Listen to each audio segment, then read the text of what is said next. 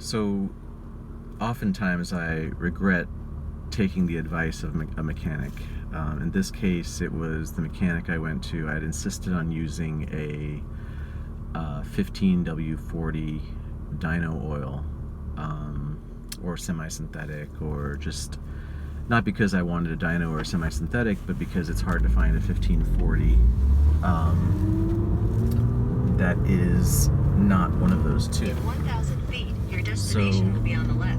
I put instead their recommendation, which was Redline 1040, and immediately the Redline 1040 caused the VANOS to start making a hell of a lot of noise. So I am now, just a few hundred miles later, purging the Redline and putting in a oil I hope will remedy that, which is Liqui Moly 10W40.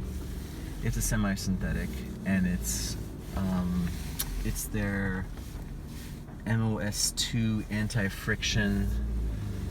I don't want to mess up the chemical term for that, so I'll just mess it up in saying what I just said, but I think it's like molybdenum sulfide or something like that. I was terrible with chemistry.